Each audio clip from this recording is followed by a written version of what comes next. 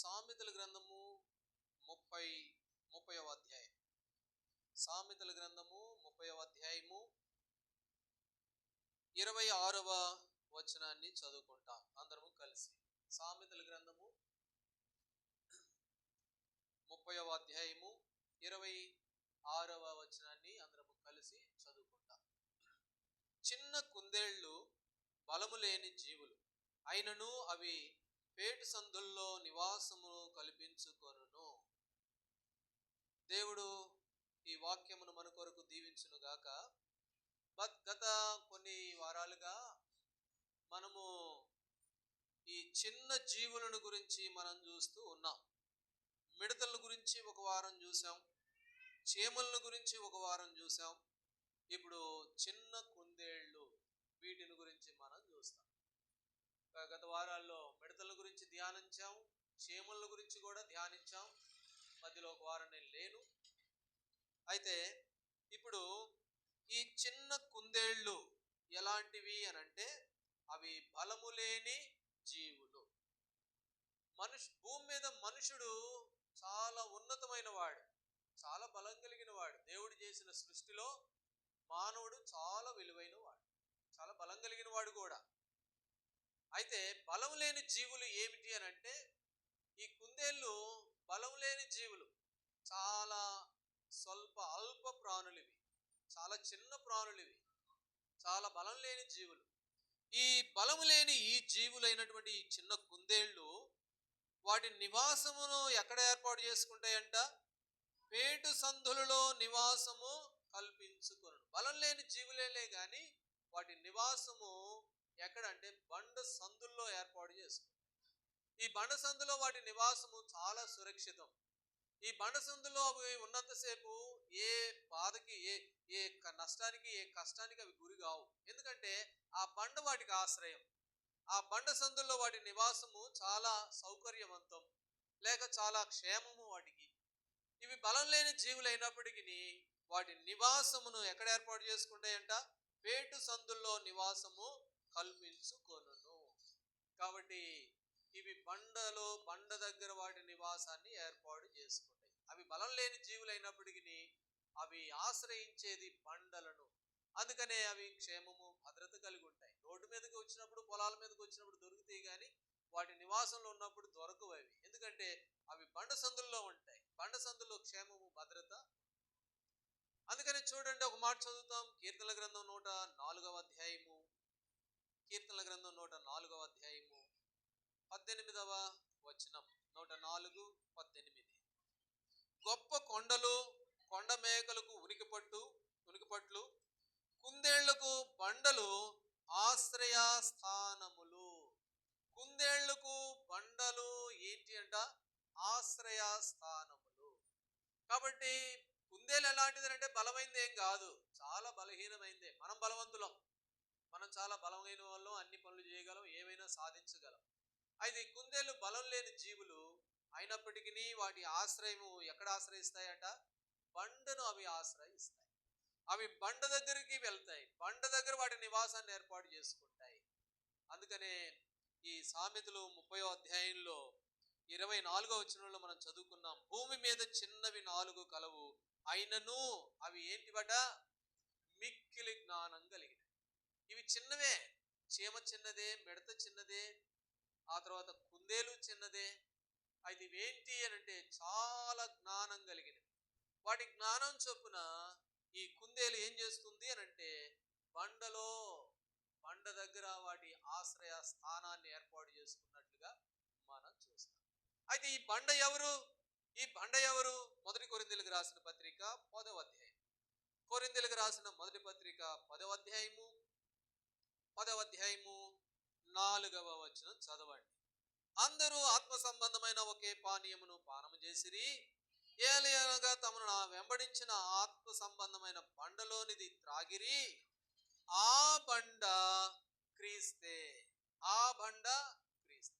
ఇప్పుడు బండ దగ్గర దీని ఆశ్రయ స్థానం ఏర్పాటు చేసుకుంది కదా. అయితే అవి చాలా జ్ఞానం కలిగినవి కనుక బండ దగ్గరని ఆశ్రయించినట్లుగా ఈనాడు ప్రభు బిడ్డలైన మనమును ఈ బండ దగ్గర మనం ఉండాలి. ఈ బండ దగ్గర మన నివాసం ఏర్పాటు చేసుకోవాలి. ఆ బండ ఎవరంట? ప్రభు అయిన యేసుక్రీస్తు వారు. ఆ బండ క్రీస్తు అనే మాటను మనం చూస్తాం. ఎప్పుడైతే ఆ బండను మనం ఆశ్రయిస్తామో 121వ అధ్యాయంలో రాయబడింది, ఆయన నీ కుడి పక్కన ఎట్లుంటాడు? నీ కుడి పక్కన నీడగా ఉండును. దేవుని ఎప్పుడైతే ఆశ్రయిస్తామో మన ఆత్మీయ జీవితంలో మానవులంగా బలహీనమైన వారమే. అయితే ప్రభువుని ఆశ్రయించినప్పుడు మనకు ఆయన ఎలాగుంటాడంటే కుడి పక్కన ఆయన ఎట్లుంటాడు? నీడగా ఉంటాడు.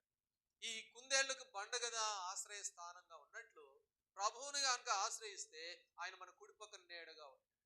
యెషయా గ్రంథం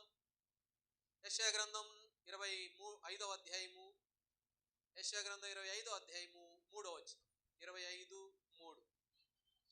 భీకరుల ఊపిరి గోడకు తగిలిన గాలివాన వలె ఉండగా నీవు బేదలకు శరణ్యముగా ఉంటివి. దరిద్రులకు కలిగిన శ్రమలో వారికి శరణ్యముగాను, గాలి వాన తగలకుండా ఆశ్రయముగాను, వెట్ట తగలకుండా నీడగాను ఉంటివి. కాబట్టి ఆయన ఎలాగుంటాడు అనంటే నీడగా ఉంటాడు. బండ నీడ చాలా చల్లగా ఉంటుంది. కాబట్టి ఆయన మన కుడి పక్కన నీడగా ఉంటాడు. ఆయన ఆ బండ నీడలో మనల్ని దాచుతాడు. అందుకని రూతుతో బోయాజ్ అన్నాడు. ఏమన్నాడు? రూతు గ్రంథం 2వ అధ్యాయంలో, నువ్వు మోయాబు దేశం నుండి వచ్చావు. అయితే అక్కడ ఒక మాట అన్నాడు. ఏమన్నాడు చెప్పాలి? ఏమన్నాడు? యెహోవా రెక్కల క్రింద సురక్షితంగా ఉండినట్లు నీవు వచ్చావు. ఎక్కడికి వచ్చావు? యెహోవా రెక్కల క్రిందకు వచ్చావు. ఆయన రెక్కల చాటున ఏముందంటే సురక్షితం ఉంది. ఆయన రెక్కల చాటున భద్రత ఉంది. కాబట్టి ఆయన మన కుడి పక్కన నీడగా ఉంటాడు. గాలి వాన తగలకుండా ఎట్లుంటాడంట? ఆయన నీడవలే శరణ్యముగా ఉంటాడు. కాబట్టి కుందేళ్ళు అందుకనే బండను ఆశ్రయిస్తాయి కనుక అవి క్షేమము భద్రత కలిగి ఉంటాయి. కాబట్టి ప్రభుబిడ్డలంగా మన జీవితాల్లో మనము ప్రభువును ఆశ్రయించాలి. అవి బలహీనమైన జంతువులు, జీవులు. అయితే వాటికి మిక్కిలి జ్ఞానం ఉంది. ఏమిటి వాటి జ్ఞానము అనంటే అవి బండను ఆశ్రయించినాయి. ఈ కుందేలుకి ఉన్న జ్ఞానం ఏమిటి అనంటే అది బండ దగ్గరగా తన ఆశ్రయాన్ని పెట్టుకున్నది, బండ దగ్గర తన నివాసాన్ని ఏర్పాటు చేసుకుంది. అయితే మనం చాలా జ్ఞానం కలిగిన వాళ్ళం. మనం ఏం చేయాలి అనంటే కుందేలు కంటే శ్రేష్టంగా ప్రభువును ఆశ్రయించాలి. ఆ బండ ప్రభు అయిన యేసుక్రీస్తు వారి. ఆ బండ దగ్గర ఉంటే మనకు క్షేమం ఉంది. ఆ బండ దగ్గర ఆయన రెక్కల చాటున భద్రత ఉంది. ఆయనను ఆశ్రయిస్తే వారికి ఆయన శరణ్యంగా ఉంటాడు, కుడి పక్కన నీడగా ఉంటాడు. అయితే మనం ఏం చేస్తాము చాలా సార్లు అంటే ప్రభువును పక్కన పెట్టి మిగిలిన వాటన్నిటిని ఆశ్రయిస్తాం. దేన్ని ఆశ్రయిస్తామంటే యోనా విషయానికి వెళ్తే యోనా గ్రంథం రండి. యోనా గ్రంథం 3వ అధ్యాయం. యోనా గ్రంథము 3వ అధ్యాయము 6వ వచనం చదవండి. 3:6. దేవుడు యెహోవా సొర చెట్టు ఒకటి ఏర్పరిచి తనకు కలిగిన శ్రమను పోగొట్టుటకై అది పెరిగి యోనా తలకు పైగా నీడనిచ్చున్నట్లు చేసెను. ఆ సొర చెట్టును చూచి యోనా బహుగా సంతోషించాడు. యోనా ఉన్నాడు, ఈ యోనా ఎడారిలో ఉన్నాడు, అలాంటి పరిస్థితుల్లో ఉన్నాడు. ఇప్పుడు ఆ ఎండకు తట్టుకోలేకపోతున్నాడు యోనా. వామ్మో, నాకు వచ్చిన ఈ కష్టాన్ని బట్టి, నాకు వచ్చిన ఈ శ్రమను బట్టి నాకు నేడుంటే బాగుండు, లేకపోతే చస్తే బాగుండు అనుకున్నాడు. సావనన్నా చావాలా, లేకపోతే నేడన్నా కావాలా? అప్పుడు దేవుడు ఏం చేశాడంటే గబగబ ఒక సొర చెట్టుని పెంచాడు. సొర చెట్టు అది మహావృక్షం కూడా కాదు. సొర చెట్టు తెలుసు కదా మనకి. ఆ సొర చెట్టు ఇంకా అందుకనే సామెత అంటారు, ఏమి లేని కాడ తులసి చెట్టే మహావృక్షం అంట. అది ఆయనకి మహావృక్షం అయిపోయింది. దాని దగ్గరికి వెళ్ళాడు. దాని దగ్గరికి వెళ్ళి ఆ సొర చెట్టు నుండి వచ్చే నీడ తల మీద పడినప్పుడు అప్పుడు యోనా ఏం చేశాడంట? ఆ సొర చెట్టును చూసి బహుగా సంతోషపడిపోయాడు. ఎక్కడ లేని ఆనందం వచ్చింది. ఈ సొర చెట్టును చాలులే అనుకున్నాడు. జీవితంలో ఈ సొర చెట్టు ఉంటే చాలు, ఇంకేం అవసరం లేదనుకున్నాడు. వెంటనే ఆ సొర చెట్టు ఏమైపోయింది తెలుసా? ఒక పురుగు వచ్చింది. పురుగు కొట్టగానే సొర చెట్టు ఎమ్మటే ఎండిపోయింది. ఇప్పుడు అనుకున్నాడు, చచ్చిపోతే బాగుండా. కాబట్టి మానవుడు కూడా ఈ సొర చెట్టులాగా చాలా వాటిని ఆశ్రయిస్తాడు. దేవుడే గొప్ప నీడ, దేవుడే బండ నీడ. ఆ బండ నీడ దగ్గరికి వస్తే సురక్షిత ఉంది, భద్రత ఉంది. అయితే దాన్ని పక్కన పెట్టి సొర చెట్టు లాంటి లోకమైన వాటికి ఆశ్రయంగా చేసుకుంటారు. అందుకనే మన జ్ఞానం లేని వాళ్ళం, కుందేలు జ్ఞానం కలిగినాయి. ఎందుకంటే అవి జ్ఞానం కలిగినవి కాబట్టి. ఈ సొర చెట్టు వద్దు, ఇంకో చెట్లు వద్దు, ఇంకో చెట్లు వద్దు, నా నివాసము, నా ఆశ్రయము బండ అయితే బాగుంటుందని చెప్పి జ్ఞానం కలిగినవి కనుక బండను ఆశ్రయిస్తాయి. అయితే మానవుడు మహాజ్ఞానం కలిగిన వాడు అనుకుంటాడు, ఏం చేస్తాడంటే సొర చెట్టును చూసి, అబ్బా ఇంకెందుకంటే ఇంకా పందిరి ఆడుంది, ఈ పందిరి చూస్తే చాలా బాగుంది, ఇదే నాకు గొప్ప అనుకుంటాడు. వెంటనే అదేమైపోయింది, ఆ చెట్టు సొర చెట్టు ఎండిపోయింది. ఎండిపోగానే ఏమొచ్చింది, మరలా శ్రమ వచ్చింది. ఇంకో మాట చదవండి, న్యాయాధిపతుల గ్రంథం 9వ అధ్యాయం. న్యాయాధిపతుల గ్రంథం 9వ అధ్యాయము 9వ అధ్యాయము 9వ అధ్యాయము 15వ వచనం చదవండి. ముండ్ల పొద మీరు నిజముగా నన్ను నీ మీద రాజుగా నియమించుకోని ఎడల రండి నా నీడను ఆశ్రయించండి. ముళ్ళ చెట్టు అంటుంది, ముళ్ళ చెట్టు అంటుంది, రండి నా నీడకు రండి, ముళ్ళ చెట్టు నీడకు రమ్మంటుంది. నిజమే, ఈనాడు చాలా మంది ముళ్ళ చెట్ల నీడను కూడా ఆశ్రయించిన వాళ్ళు లేకపోలేదు. చాలా మంది ముళ్ళ చెట్టు దగ్గరికి వెళ్ళి ఇదే మంచి నీడ అనుకుంటారు. ఆ ముళ్ళు ఏం చేస్తాయంటే కుచ్చి మన రక్తాన్ని కళ్ళ చూస్తాయి. అయితే లోకంలో ఒకప్పుడు మన జీవితంలో ఈ ముళ్ళ చెట్లను ఆశ్రయించాం. లోకంలో మనం ఏం చేసామంటే సొర చెట్టును ఆశ్రయించాం. ఇవి ఉంటే చాలే అని అనుకున్నాము, దేవుడిని మాత్రం పక్కన పెట్టాం. అయితే దేవుడు చెప్తున్నాడు, ఈ ఈ కుందేళ్ళంట లోక సంబంధమైన ముళ్ళ చెట్లని సొర చెట్లని ఆశ్రయించవు. ఇవి బండను ఆశ్రయిస్తాయి. ఆ బండ ఎవరు అనంటే ప్రభు అయిన యేసుక్రీస్తు. నిజమే, ఒకప్పుడు మన జీవితాల్లో మనకున్న సామర్థ్యాన్ని బట్టి, మనకున్న తాత్కాలికమైన సంతోషం, ఈ సొర చెట్టు తాత్కాలికమైందే, శాశ్వతంగా ఉండేది కాదు, స్థిరంగా ఉండేది కాదు. అయితే స్థిరమైన దీన్ని ఉండేది కాదు, కానీ దీన్నే మనం ఆశ్రయించాం. దేవుని మాత్రం పక్కన పెట్టాం, బండను మాత్రం పక్కన పెట్టేసి సొర చెట్టు జాలే, ముళ్ళ చెట్టు జాలే, ఈ నీడే నాకు బాగుంటుంది అనుకొని ఎన్నోసార్లు వాటిని ఆశ్రయించిన వారు. అయితే సోలమతి ఈ సంఘము ఏమంటుందో తెలుసా? పరమగీతాల గ్రంథం 2వ అధ్యాయము 3వ వచనం. పరమగీతాల గ్రంథం 2వ అధ్యాయము 3వ వచనం.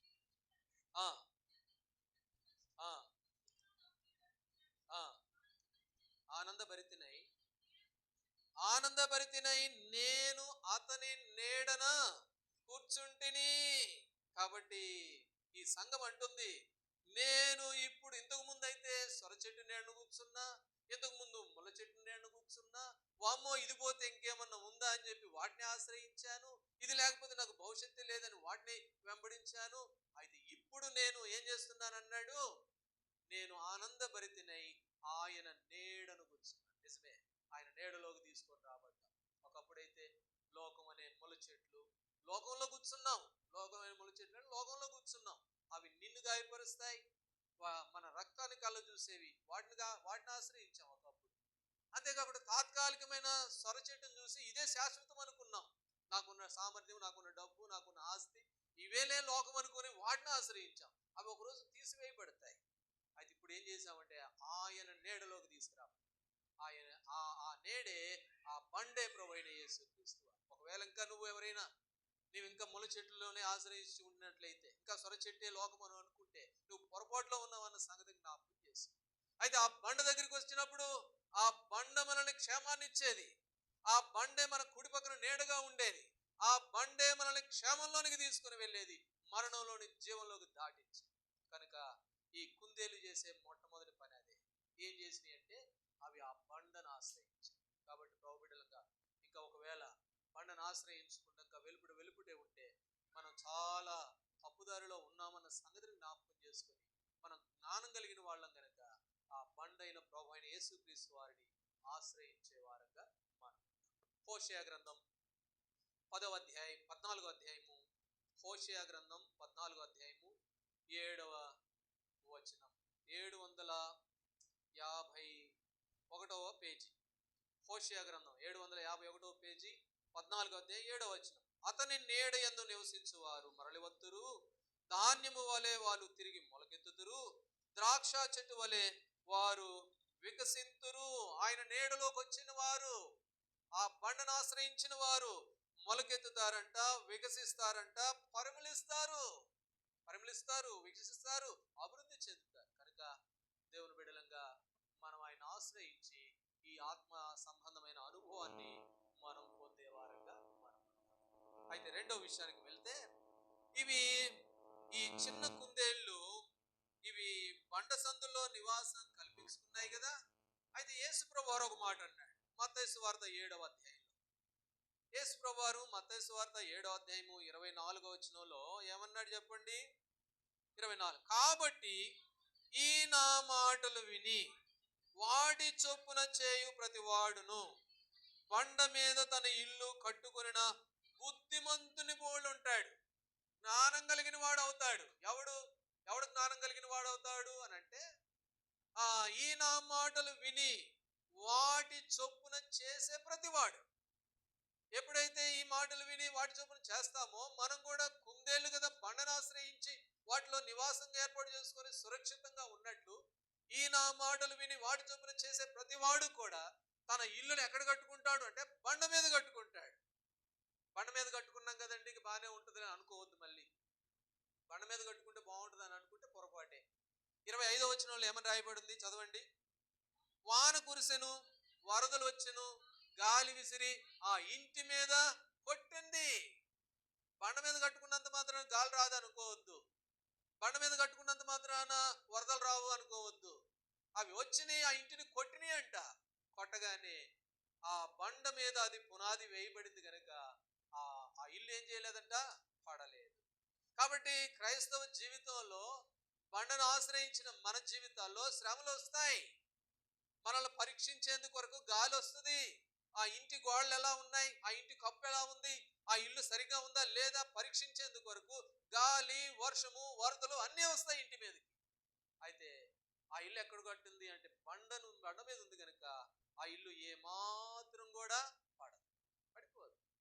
యోబుని గురించి మనం చూస్తే, యోబుని గురించి మనకు తెలుసు. యోబు గ్రంథం 1వ అధ్యాయం 9వ వచనంలో పెద్ద గాలి వచ్చిందంట. చదవండి ఆ మాట.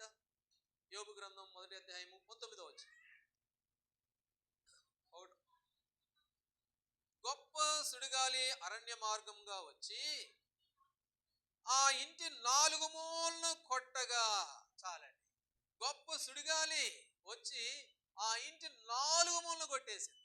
4 మూలను కొట్టి కాబట్టి పరీక్షిస్తుంది గాలి. కొన్నిసార్లు మన ఆత్మీయ జీవితాలు ఎలాగున్నాయి, మన ఇల్లు స్థిరంగా కట్టుకున్నామా లేకపోతే ఇసుక మీద కట్టుకున్నామా, అది తెలుసుకోవడం కొరకు గొప్ప సుడిగాలి వస్తుంది. ఒకటి ఇంటి మీదకి వస్తుంది, అది ఇంటిని కొట్టుద్ది అది. అయితే మన ఇల్లు ఈ నా మాటలు విని వాటి చొప్పున చేస్తే బండ మీద కట్టుకుంటావు, ఆ ఇల్లు కొట్టినా కూడా పడదు, ఏం చేసినా కూడా ఆ ఇల్లు పడదు. కాబట్టి యోబు జీవితంలో చాలా పరిస్థితులు వచ్చినాయి. గొప్ప సుడిగాలి ఒకటి వచ్చి 4 మూలలు కొట్టేసింది. 4 మూలలు కొట్టగానే ఇల్లు పోయింది, పిల్లలు పోయారు, పొలాలు పోయినాయి, డబ్బులు పోయినాయి, గొర్రెలు పోయినాయి, ఒంటిలు పోయినాయి, అన్ని పోయినాయి, అన్ని ఏం లేనివాడైపోయాడు. అయితే అతను ఇల్లు బండ మీద కట్టబడింది కనుక యోబు గ్రంథం 42వ అధ్యాయం 10వ వచనంలో రెండంతలుగా పొందాడు. మరలా రెండంతల దీవెన పొందాడు. అందుకని యాకోబు ఒక మాట అన్నాడు యోబుని గురించి. చదవండి. యాకోబు రాసిన పత్రిక 5వ అధ్యాయము, యాకోబు రాసిన పత్రిక 5వ అధ్యాయము 11వ వచనం. సహించిన వారిని ధన్యులు అనుకొనిచున్నాం కదా, మీరు యోబు యొక్క సహనం గురించి వింటిరి. యోబుని గురించి తెలుసు కదా మీకు. ఎవరైతే శ్రమలను సహిస్తారో వారు ధన్యులు. అయితే యోబుని గురించి తెలుసు కదా మీకు. ఎన్ని శ్రమలు పొందాడు, ఎన్ని కష్టాలు పడ్డాడు. అయితే తన ఇల్లు ఎక్కడుంది అని అంటే బండ మీద స్థిరంగా ఉన్నట్లుగా ఈ భాగంలో మనం చూస్తాం. కాబట్టి ప్రోబిడలంగా మన జీవితాల్లో ఎన్నో పరిస్థితులు గుండా వెళ్తూ ఉండవచ్చు. ఎన్నో పరిస్థితులు గుండా వెళ్తూ ఉంటే నీ ఇల్లు, నా ఇల్లు ఎక్కడ ఉండాలంటే అది బండ మీద కట్టబడిన ఇంటి వలె ఉన్నప్పుడు మనము మన జీవితాలు ఎక్కడ కూడా బలహీన పడదు. అందుకని చదవండి 2వ కొరింథీ 11వ అధ్యాయంలో, కొరింథీయులకు రాసిన పత్రిక 11వ అధ్యాయము 2వ కొరింథీ 25వ వచనం. పౌలు అపోస్తలుల వారు ఎలాంటి పరిస్థితుల్లో ఉన్నారు? ముమ్మారు బెత్తములతో కొట్టబడి తిని, ఒకసారి రాళ్లతో కొట్టబడి తిని, ముమ్మారు ఓడ పగిలి శ్రమ పడి తిని, ఒక రాత్రి పగులు సముద్రంలో గడిపి తిని. కాబట్టి ఎన్నో శ్రమలు, ఎన్నో పరిస్థితులు మన భక్తులు, మన ముందున్న వారంతా కూడా చాలా శ్రమలు కూడా వెళ్ళారు, తేలిగ్గా లేదు. అయితే వారు ఎప్పుడు కూడా బలహీనపడలా. ఏ కారణం అంటే వారి ఇల్లు ఎక్కడుంది? బండ మీద ఉంది. ఇంకొక మాట కూడా ఉంది, చదవండి. కీర్తనల గ్రంథం 66వ అధ్యాయం, కీర్తనల గ్రంథం 66వ అధ్యాయము 66వ అధ్యాయం 12వ వచనం. కీర్తనల గ్రంథం 66:12. నరులు మా నెత్తి మీద ఎక్కినట్లు చేసితివి, మేము నిప్పులలోనూ నీళ్లలోనూ. కాబట్టి పరిస్థితికి ఎంత దారుణంగా ఉందో చూడండి. నిప్పుల్లో కొద్దిసేపు నీళ్ళల్లో ఆ పొలిం దగ్గరకు పోతే అది మనం చూస్తాం, ఎక్కడ చూడం పెద్దగా. పొలిం కాడ అయితే కనపడుద్ది ఆ సంగతి. అది దాన్ని తీసుకెళ్ళి నిప్పుల్లో పెడతాడు, ఎర్రగా అవుద్ది. దాన్ని తీసి ఎంబడని మళ్ళీ నీళ్ళలో పెడతాడు, అంతే పొగలుగా కుద్ది. మళ్ళీ తీసి నిప్పుల్లో పెడతాడు. మళ్ళీ మన పరిస్థితి కూడా అంతే. కొన్నిసార్లు క్రైస్తవ జీవితంలో అబ్బా నేను బండను ఆశ్రయించాను కదండి, బండ దగ్గర ఉన్నాను కదా, నాకు ఇంకేం ఇబ్బంది లేదు అని అనుకుంటాం. అయితే కొన్నిసార్లు నీళ్ళల్లోనూ నిప్పుల్లోనూ పడినట్లుగా ఉంటుంది పరిస్థితి. అయినా కూడా ఆ ఇల్లు కదలదు. ఎందుకు అని అంటే ఆ ఇల్లు ఎక్కడుంది? బండ మీద ఉంది, బండ మీద కట్టు. అందుకని పౌలు అపోస్తలుడు అన్నాడు, 1 కొరింథీ 15వ అధ్యాయము, కొరింథీయులకు రాసిన మొదటి పత్రిక 15వ అధ్యాయము 58వ వచనం. 1 కొరింథీ, కాగా నా ప్రియ సహోదరులారా, మీ ప్రయాసము ప్రభువునందు వ్యర్థము కాదని ఎరిగి స్థిరులను కదలని వారును. కాబట్టి ఆసక్తులై ఉండండి, స్థిరంగా ఉండండి, కదలవారుగా ఉండండి. ఒకవేళ ఇల్లు బండ మీద కట్టుకోకపోతే కదిలిపోతావు, స్థిరంగా ఉండవు. అందుకనే బండ మీద కట్టబడినప్పుడు మన ఇల్లు ఎలాగుంటుంది అంటే అది స్థిరంగా. కాబట్టి మనం పరీక్ష చేసుకుందాం మన ఆత్మీయ జీవితంలో. నేను దేని మీద కట్టబడ్డాను? నా ఇల్లు దేని మీద ఉంది? బండ మీద ఉన్నానా, లేకపోతే ఆ కుందేలు కదా బండను ఆశ్రయించినట్టు బండను ఆశ్రయించానా, లేక లోక సంపదను లేక లోక ఆశలను ఆశ్రయించానా? అది మొదటిగా పరీక్ష చేసుకోవాలి. రెండవది, ఈ బండను ఆశ్రయించాం కదా, ఇంకా నాకేం ఇబ్బంది లేదులే అనుకుంటా. కొన్ని పరిస్థితులు వస్తాయి, వాటిలో నీ పునాది ఎక్కడుంది? ఇసుక మీద ఉందా, బండ మీద ఉందా? బండ మీద ఉంటే స్థిరంగా ఉంటాం, కదలం. అయితే కొన్నిసార్లు లోకంలో చాలా మంది ఇంకొక విషయం చెప్తాను నేను. కొంతమంది సేవకులు మభ్య పెడతారు. ఏం మభ్య పెడతారంటే, మందిరానికి వస్తే ఉద్యోగం వస్తుంది, నీకు మందిరానికి వస్తే జబ్బు తగ్గిపోద్ది, నువ్వు మందిరానికి వస్తే నీకు అదవుద్ది ఇదవుద్ది. ఈ మభ్యలు పెడతారు. ఈ మభ్యలు పెట్టేసరికి ప్రజలు అనేకులు వెళ్తారు. కొన్నిసార్లు అలా జరగదు. వెంటనే వాళ్ళు ఏమైపోతారు? మళ్ళీ వెనక్కి వెళ్ళిపోతారు. కాబట్టి నీకు అనుకున్నది జరగకపోవచ్చు, వాళ్ళు మళ్ళీ వెనక్కి వెళ్ళిపోతారు. అయితే దేవుని బిడ్డలంగా, దేవుని క్రైస్తవుడుగా ప్రభు ద్వారా ఏర్పాటు చేయబడిన మన జీవితాల్లో అన్ని సుఖమే కాదు, శ్రమలు కూడా ఉంటాయి. 4 మూలలు కొడతాయి ఇంటిని. యోబు ఇంటిని 4 మూలలు గాలి కొట్టినట్టుగా కొట్టుద్ది. అయితే బండ మీద ఉంటే స్థిరంగా ఉంది. అందుకనే ప్రభు బిడ్డలంగా మన ఇల్లు ఎక్కడుంది? అందుకని మభ్య పెట్టినప్పుడు వచ్చిన వాళ్ళు వాళ్ళకి జరగకపోతే వాళ్ళు ఇసుక మీద కట్టబడిన వాళ్ళకి మళ్ళీ కూలిపోతారు చాలాసార్లు. అయితే మన ఇల్లు బండ మీద స్థిరంగా అందుకని అన్నాడు, ప్రభువునందు కదలని వారును స్థిరంగా ఉండండి. కదలని వారు. కాబట్టి మన ఇల్లు ఎక్కడ కట్టుకున్నామో జ్ఞాపకం చేసుకుందాం. పైన లోక సంబంధమైన చూస్తే ఇసుక మీద కట్టుకున్నట్టే ఈ జీవితంలో శ్రమ వచ్చిన కష్టం వచ్చిన తొలగిపోతాం అంతే. కాబట్టి ప్రభు బిడ్డలంగా మన ఇల్లు ఈ నా మాటలు విని వాటి చొప్పున చేస్తే వాడి ఇల్లు బండ మీద ఉంటుంది అని అంటారు. ఈ కుందేళ్ళు బలం లేని జీవులు అయినా కూడా వాటి నివాసము బండ అనేది మనం చూస్తాం. ఆ బండే ప్రభు అయిన యేసుక్రీస్తు. ప్రభు బిడ్డలంగా మన నివాసం కూడా బండను ఆశ్రయించినట్లయితే మనం ఎంతో ధన్యులం. అందుకని పరీక్ష చేసుకుందాం. మనము ఇసుకను ఆశ్రయించామా, బండను ఆశ్రయించామా? ఇసుకను ఆశ్రయించామంటే శ్రమ రాగానే పడిపోతున్నాం. శ్రమ రాగానే దేవునికి దూరం అయిపోతున్నావు అంటే నువ్వు ఇసుకనే ఆశ్రయించావు. అయితే బండను ఆశ్రయిస్తే శ్రమ వచ్చినా కష్టం వచ్చినా యోబు యొక్క సహనాన్ని ఎరిగిన వారమై నిలబడతాం. అది జ్ఞాపకం చేసుకున్నాం. సరే, 3వ విషయానికి వెళ్తే ఈ బండ గురించి మరొక సంగతిని మనం చూస్తాం. నిర్గమకాండము 33వ అధ్యాయంలో దేవుడు మోషేతో మాట్లాడాడు. దేవుడు మోషేతో మాట్లాడుతూ ఏమన్నాడు? చదవండి. నిర్గమకాండం 33వ అధ్యాయము 21వ వచనం. మరియు యెహోవా, ఇదిగో నా సమీపంలో ఒక స్థలం ఉన్నది, నీవు ఆ బండ మీద నిలబడు. కుందేళ్ళు బలం కలిగిన బలం లేని జీవులు. కుందేళ్ళు బలం లేని జీవులు. అయితే వాటికి చాలా జ్ఞానం, మిక్కిలి జ్ఞానం కలిగినవి. ఏమిటి వాటి జ్ఞానం అని అంటే, అవి చెట్లని, ముళ్ళ చెట్లని, ముళ్ళ పొదల్ని, ఆ తాత్కాలికమైన సొర చెట్టు పందిరిని అట్లాంటి వాటిని ఆశ్రయించవయి. అవి ఎందుకు వాటికి జ్ఞానం ఉంది అని అంటే, అవి పోయి బండను ఆశ్రయిస్తున్నాయి. బండనే వాటి ఆశ్రయ స్థానముగా చేసుకున్నాయి. ఒకటి. రెండోది, ఇవి చాలా మిక్కిలి జ్ఞానం కలిగినవి. ఎందుకు ఇంత జ్ఞానం కలిగినవి అని అంటే, వాటి పునాది బండ మీద స్థిరంగా ఉంది, బండ మీద ఉన్నాయి. 3వదిగా ప్రభు అన్నాడు మోషేతో, నీ ఎదురుగా ఒక బండ ఉంది, నీవు ఆ బండ మీద ఏం చేయాలంట? నువ్వు నిలబడాలి. నువ్వు నిలబడాలి. నిలబడాలి. చాలాసార్లు మనం ఏం చేస్తామంటే నిలబడం. బండ మీద నిలబడమంటే బండ మీద నిలబడం. అందుకనే చాలా నిలబడడం గురించి చాలా విషయాలు ఉన్నాయి. యెహెజ్కేలు గ్రంథం 2వ అధ్యాయంలో అంటాడు, నరపుత్రుడా నువ్వు చక్కగా నిలబడు, నేను నీతో మాట్లాడతాను అని అంటాడు. చక్కగా నిలబడు. అయితే చాలాసార్లు నిలబడలే మనం. ఒక ఆయన నిలబడ్డాడు. ఆయన గురించి మనం చూస్తాం రండి. ఆదికాండము 18వ అధ్యాయం. ఆదికాండము 18వ అధ్యాయము 8వ వచనం. ఆదికాండము 18:8.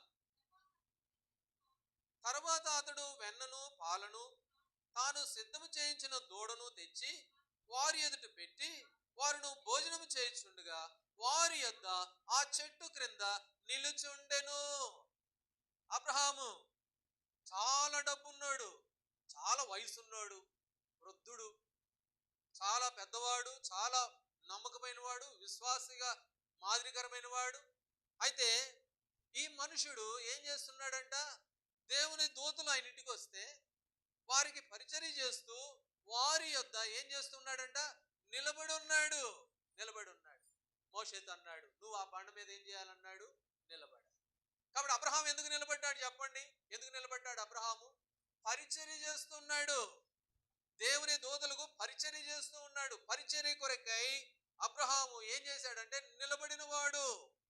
నీవు ఆ బండ మీద చక్కగా నిలబడాలి అని దేవుని ద్వారా మనం హెచ్చరించబడుతున్నాం. మనం నిలబడాలి. ఎందుకు అంటే పరిచర్య కొరకై.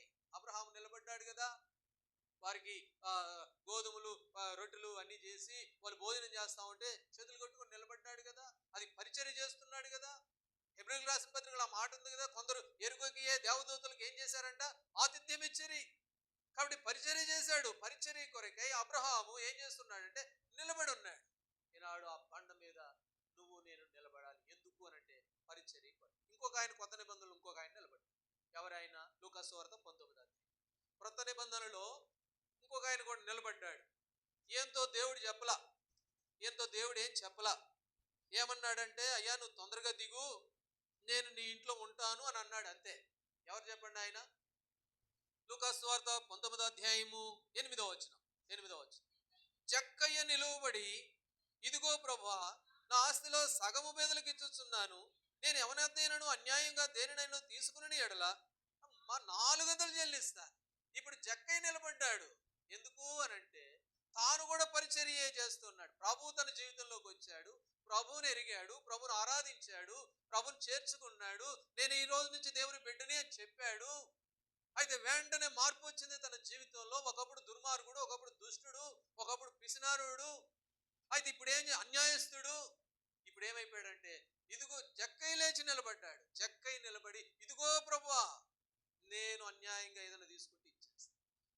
నేను నీ కొరకై నిలబడతాను, నీ కొరకై జీవిస్తాను. కాబట్టి జక్కయ్య తాను నిలబడ్డాడు అనేకులకు మాదిరికరంగా. అందుకని మోషేతో అన్నాడు, మోషే నీ ఎదుట ఒక బండ ఉంది, ఆ బండ మీద నువ్వేం చేయాలా? నువ్వు నిలబడాలి. కాబట్టి ప్రభుబిడ్డలంగా మూడవది మనం జ్ఞాపకం చేసుకుంటాం. ఆ కుందేళ్ళకి ఎంత జ్ఞానం ఉందండి. కుందేళ్ళ మెదడు ఇంతేనండి, నా మెదడు ఇంత. కాబట్టి వాటికంటే నేను చాలా జ్ఞానవంతుడు మనం అనాలి. నిజమే, కుందేళ్ళ కంటే చాలా బలమైన వాళ్ళం కదా మనం. కుందేళ్ళ కంటే చాలా విలువైన వాళ్ళం కదా. కుందేళ్ళ కంటే శ్రేష్టమైన వాళ్ళం కదా. కుందేళ్ళను దేవుడు చేత్తో చేయలేదు. అయితే నిన్ను నన్ను చేత్తో చేశాడు కనుక మనం కుందేళ్ళ కంటే శ్రేష్టమైన వాళ్ళు. ఆ కుందేళ్ళకు ఉన్నటువంటి బుద్ధి చూడండి ఎంత బాగుంది. అవి బండను ఆశ్రయించాయి, సొర చెట్టును ఆశ్రయించలా, ముళ్ళ చెట్టును ఆశ్రయించలా. అవి బండను ఆశ్రయించి బండనే నీడగా చేసుకున్నాయి. అందుకని అవి సురక్షితంగా ఉన్నాయి. అంతేకాకుండా ఆ బండ దగ్గర అవి ఏం చేస్తూ ఉన్నాయి అని అంటే ఆ పునాది గట్టిగా ఉంది, బండ మీద కట్టుకున్నాయి. ఈనాడు మన పునాదులు మనము బండ, ఆ బండ ప్రభువైన యేసుక్రీస్తు వారే. అయితే ఆ బండ మీద ప్రభు అన్నాడు, నువ్వు నిలబడు అన్నాడు. ఎందుకు నిలబడమన్నాడు అంటే నువ్వు చక్కగా నిలబడు. ఒక ఆమె లూకా సువార్తలో 18 సంవత్సరాల నుంచి మందిరానికి వచ్చిందంట, నడుము వంగిపోయిందంట. ఆమెను గురించి ఏమని రాయబడింది? ఆమె ఎంత మాత్రము కూడా చక్కగా నిలబడలేకుండెను. నిలబడలేకపోయింది. వస్తా ఉంది మందిరానికి. అయితే ఎన్ని రోజుల నుంచి అంటే 18 సంవత్సరాలు. చాలా సంవత్సరాల నుంచి సీనియరే. అయితే ఎప్పుడు కూడా చక్కగా నిలబడలా, వంగిపోయే నిలబడి ఉంది, వంగిపోయే ఉంది. అయితే అబ్రహాము చూడండి, దేవుని పని కొరకై, దేవుని పరిచర్య కొరకై ఎంత చక్కగా నిలబడి ఉన్నాడో, చక్కగా కూడా నిలబడ్డాడు. అయితే మనం మూడోదిగా పరీక్ష చేసుకోవాలి.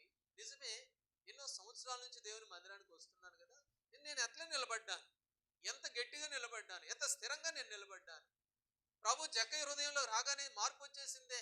జక్కయ్య చక్కగా అంతకుముందంతా ఎంతో కఠినంగా ఉన్న మనుషుడు జక్కయ్య హృదయంలోకి దేవుడు రాగానే మారిపోయి ఎంత చక్కగా నిలబడ్డాడు పరిచర్య కొరకు సహకారంగా. అయితే నేను ఇన్ని రోజులైనా ఏమాత్రం కూడా చక్కగా నిలబడలేకపోయానే. అది మనం పరీక్ష చేసుకోవాలి ప్రభు దగ్గర. మనం బలమైన వ్యక్తులం. ప్రభు అందుకే చూడండి, నిర్గమకాండం 2వ అధ్యాయం, నిర్గమకాండం 2వ అధ్యాయము 17వ వచనం. నిర్గమకాండం 2:17. మంద కాపురులు వచ్చి వారిని తోలివేసిరి. అప్పుడు మోషే లేచి వారికి సహాయం చేసి మందకు నీళ్లు పెట్టాడు. అప్పుడు మోషే లేచి, ఇప్పుడు మోషే సంగతి చెప్తే, మోషే పారిపోయాడు. ఫరో తరుముతున్నాడు. ఫరో కనపడితే మోషేని చంపేస్తాడు. ఇక ఇప్పుడు ప్రాణాలు అరిచేతులు పెట్టుకొని ఇంటిని, భార్యని, అప్పుడు ఇంకా పెళ్లి కాలేదు, ఆ కుటుంబాన్ని అందరిని వదిలిపెట్టేసి అన్ని వదులుకొని పారిపోయాడు. పారిపోయి ఏం చేయాలో అర్థం కాక అక్కడ ఒక బావి ఉంటే ఆ బావి దగ్గర కూర్చున్నాడు. ఇప్పుడు నా పరిస్థితి ఏంటి, నాకు ముద్ద పెట్టేవాళ్ళు ఎవరు, నా సంగతి ఏంటి, అరే ఇక చాలా దిగుల్లో ఉన్నాడు. చాలా దిగుల్లో ఉంటే ఆ సమయంలో కొంతమంది ఆ బావి కాడికి వచ్చారు నీళ్లు చేదుకోవడానికి. ఆ నీళ్ళ కాడ కొంచెం గొడవైంది. గొడవైతే వెంటనే మోషే ఏం చేశాడంట, అప్పుడు మోషే లేచి వాళ్ళకి సాయం చేశాడు. అనొచ్చు, నా తిప్పలే నేను పడుతున్నాను, నా బతికే సరిగా లేదు, నా కుటుంబం అంతంత మాత్రం ఉంది, ఇప్పుడు నేను లేచి నీకు సాయం చేయడం ఏంటి అని అనొచ్చు మోషే. కానీ లేదు, వెంటనే లేచాడు. నా పరిస్థితులు ఏమన్నా కానీ, నా స్థితి ఎట్లన్నా కానీ, నా ప్రాణభయం ఉంది నిజమే, ఒక కుటుంబం లేదు, ఒక ఏం లేదు, ఒక సంపాదన లేదు, ఇంకో ఏమి లేదు, అయోమయమైన దిగుల్లో ఉన్నా, అయినా కూడా మోషే లేచి ఆ మందుకు సహాయం చేసి. అప్పుడు ప్రభుబిడ్డలంగా మన జీవితాల్లో మనం ఎలాగూ సహకారులుగా ఉన్నాం. దేవుని మందిరం విషయంలో, ఆత్మీయ జీవిత విషయంలో నువ్వు ఎలా నిలబడి ఉన్నావు, ఆ బండ మీద నువ్వు నిలబడాలని మోషేతో చెప్పాడు కదా. అయితే ఈ బండ మీద మనం ఎంతవరకు నిలబడి ఉన్నాం అది జ్ఞాపకం చేసుకో.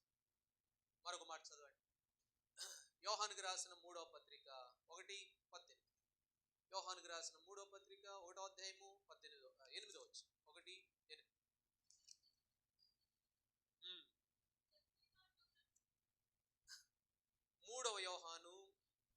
యోహానుకు రాసిన 3వ పత్రిక 8వ వచనం. మనము సత్యమునకు సహాయకులమైనట్టు అటు వారికి ఉపకారం చేయ బద్ధులమై ఉన్నాం. ఇక్కడ ఒక మాట ఉంది, అక్కడ 2 అనే చిన్న అక్షరం వేసి ఆ 2కి ఆ మూల భాషలో ఏమని రాయబడి ఉంది, మనము సత్యమునకు జతపని వారు మగునట్లు. కాబట్టి సత్యమునకు మనం ఎవరమంట, జతపని వారం. సత్యం అంటే యేసుప్రభువారు అన్నాడు, నేనే మార్గమును, నేనే సత్యం. ఆయన మందిరమే సత్యం, ఆయన సంఘమే సత్యం, ఆయన సహవాసమే సత్యం. అయితే ఈ సత్యమునకు ప్రభుబిడ్డలంగా మనం ఎలా ఉండాలంటే జతపరివారంగా ఉండాలి. సహాయం కొరకై నిలబడినటువంటి ఆ బండ మీద నిలబడిన మనుషుడు.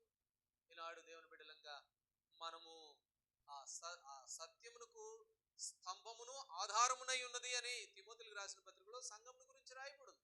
ఆ సంఘము సత్యమునకు ఆధారమై ఉన్నదంట. కాబట్టి ఈ సంఘము దేవునికి ఆ సత్యమునకు ఆధారమైనటువంటి సంఘము, ఆ సంఘమునకు జత పరివారం వలె నిలబడవలసిన బాధ్యత మన మీద ఉంది. అయితే ఎన్నిసార్లు మనము ఎలా నిలబడ్డాం, అయితే నిలబడితే ఏం జరుగుతుందో తెలుసా? రండి, ఫిలిప్పీలకు రాసిన పత్రిక 4వ అధ్యాయం. ఫిలిప్పీలకు రాసిన పత్రిక 4వ అధ్యాయము 3వ వచనం. ఫిలిప్పీ 4:3 చదవండి ఆ మాట. అవును, ఆ నిజమైన సహకారి స్త్రీలు క్లెమెంతుతోనూ నా ఇతర సహకారులతోనూ సువార్త పనిలో నాతో కూడా శ్రమపడిన వారు గనక వారికి సహాయం చేయవాలని వేడుకుంటున్నాను. ఆ సహకారుల పేర్లు కనుక నువ్వు సహకారిగా నిలబడితే వారి పేర్లు ఎక్కడున్నాయంటే జీవ గ్రంథంలో రాయబడ్డాయి. కాబట్టి దేవుని గ్రంథంలో లిఖించబడతాయి మన పేర్లు. ఆ బండ మీద గనక నువ్వు నేను నిలబడితే, ఆ బండ మీద నిలబడితే మన పేర్లు జీవ గ్రంథంలో రాయబడతాయి. కాబట్టి పరీక్ష చేసుకోవాలి, నిజమే నా పేరు అక్కడ రాయబడాలి అని ఆశపడితే, ఇష్టపడితే అది ఎంతవరకు ఎలాగో నిలబడి ఉన్నాం. వచ్చి ఎన్నో సంవత్సరాల నుంచి వస్తున్నా కూడా నడుము వంగిపోయినట్టుగా నిలబడి ఉంటే నీ పేర్లు ఎన్నటికి కూడా రాయబడవు. జక్కయ్య వలె దేవుని కొరకై మరి నిలబడి ఇదిగో ప్రభువా అని చెప్పేసి ప్రభు కొరకు నిలబడితే నీ పేర్లు రాయబడతాయి. అబ్రహాం వలె నాకు చాలా ఉంది, నాకు సమృద్ధి ఉంది, నేను చేయడం ఏంటి, చేసుకోపోండి అని అన్నట్ల అబ్రహాము అంత ఉన్నవాడు కూడా విధేయుడైపోయి చేతులు కట్టుకొని నిలబడ్డారు పరిచర్య కొరకై.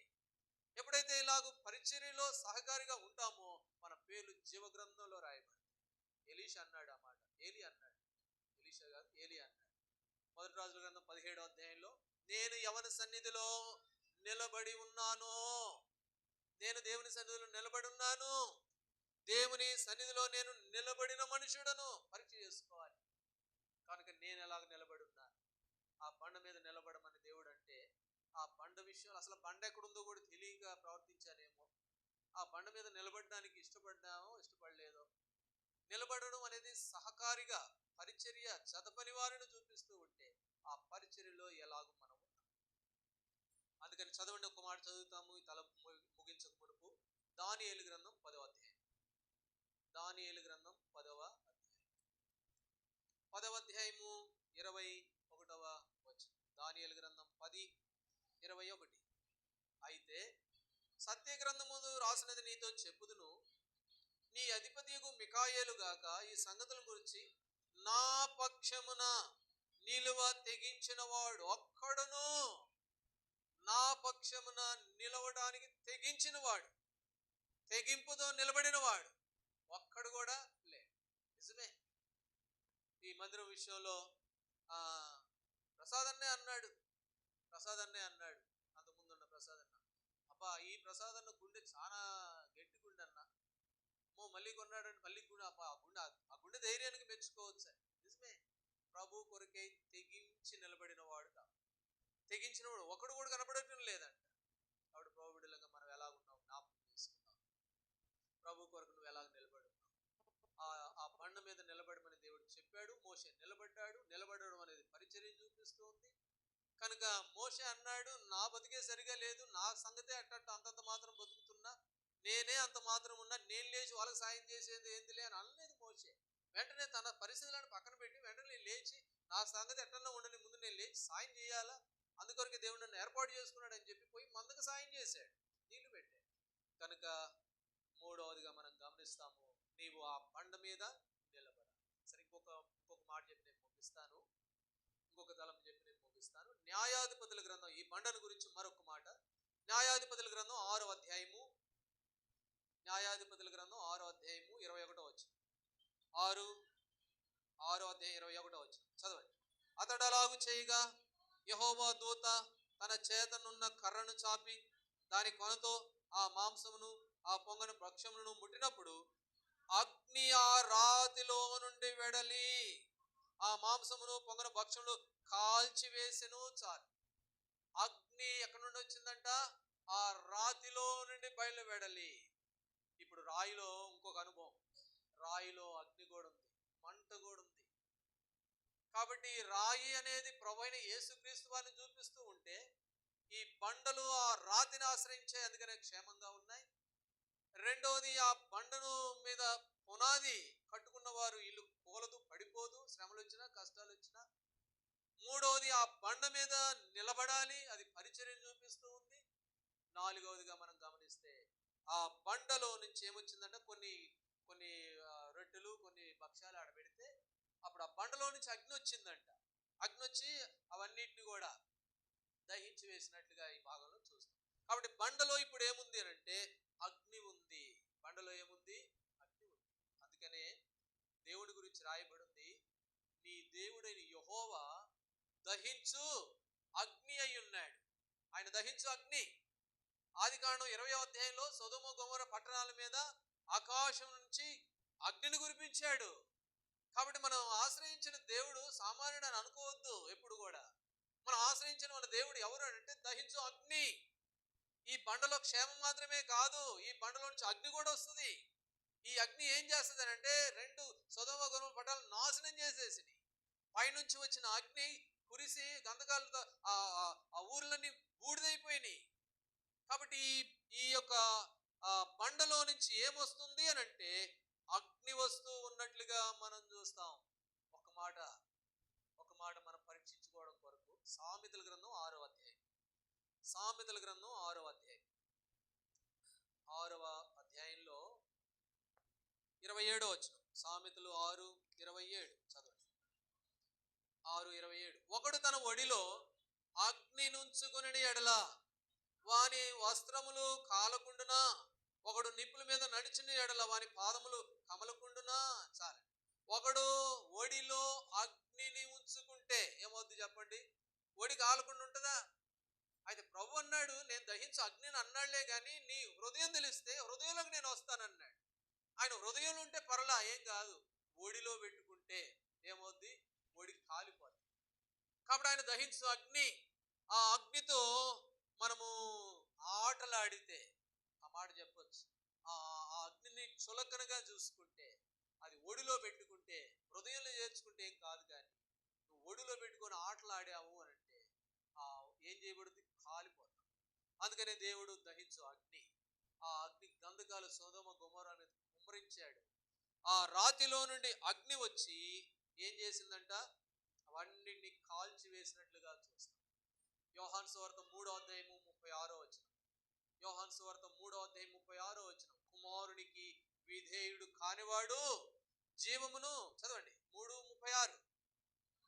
కుమారుని యందు విశ్వాసం ఉంచువాడే నిత్య జీవం గలవాడు, కుమారునికి విధేయుడు కానివాడు జీవము చూడగాని దేవుని ఉగ్రత వాని మీద నిలిచి ఉండు. కాబట్టి ఆ అగ్నిని ఒళ్ళో పెట్టుకుంటే, ఒళ్ళో పెట్టుకొని ఆటలాడితే జీవాన్ని చూడడం, దేవుని ఉగ్రత మీదకి వస్తుంది. మత్తయి సువార్త 3వ అధ్యాయం 10వ వచనం.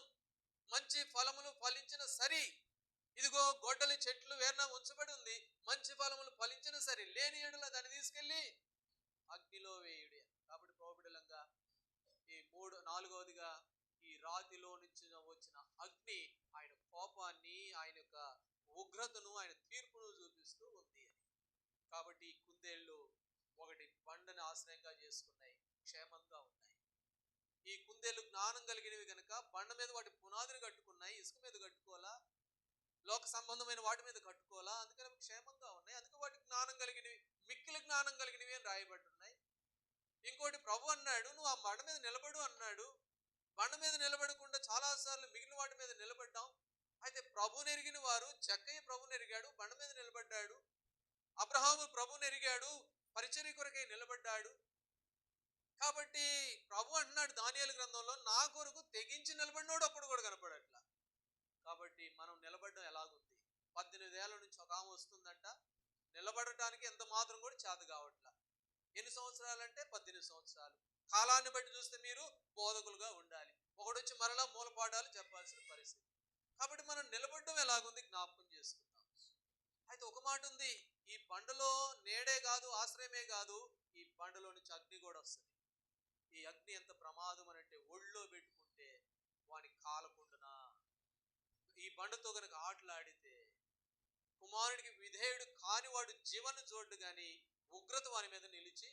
కనుక ప్రభుబిడ్డలంగా మనం జ్ఞాపకం చేసుకుందాం, ఈ కుందేళ్ళు ఎంత జ్ఞానం కలిగింది. ఈనాడు మనం ఎలాగున్నాం? కుందేళ్ళను ఒక పక్కన, మన జీవితాలను ఒక పక్కన పరీక్ష చేసుకున్నప్పుడు మన జీవితం ఎంతగా దేవుని మీద ఆధారపడ్డామో, ఆ బండను ఆశ్రయించామో, బండకు దూరంగా ఉన్నామో అవన్నీ కూడా బయలుపరచబడతాయి. కనుక ఒకవేళ బండకి కనుక దూరంగా ఉంటే ప్రభు అదైతే క్షమించు. కనుక అతిక్రమలు దాచిపెట్టివాడు వర్ధిల్లడు, వాటి ఒప్పుకొని విడిచిపెడితే వర్ధిల్లుతాడని చెప్పారు. నిజమే. నేను చాలాసార్లు నిలబడ్డాను కానీ చక్కగా నిలబడలా. ఆ పరిచారకులు వారి పేర్లు జీవ గ్రంథంలో ఉన్నాయి, నా పేర్లు ఇంకా లేవు. చాలా సంవత్సరాలు అయిపోయింది. ఎందుకంటే నేను నిలబడలా సరిగా. నిలబడ్డాను అనుకున్నాను కానీ వంగిపోయి నిలబడి ఉన్నా. కాబట్టి ఇవన్నీ కూడా మనం ఆత్మీయంగా పరీక్ష చేసుకుంటాం, ప్రభు దగ్గర క్షమాపణ పొందుదాం. ఆ రీతిగా సిద్ధపడి ప్రభు యొక్క పళ్ళని మనం సమీపించే వారంగా ఉంటాం. దేవుడు ఆ విధంగా మనందరికీ సహాయపడుగా ప్రార్థన చేసుకుంటాం.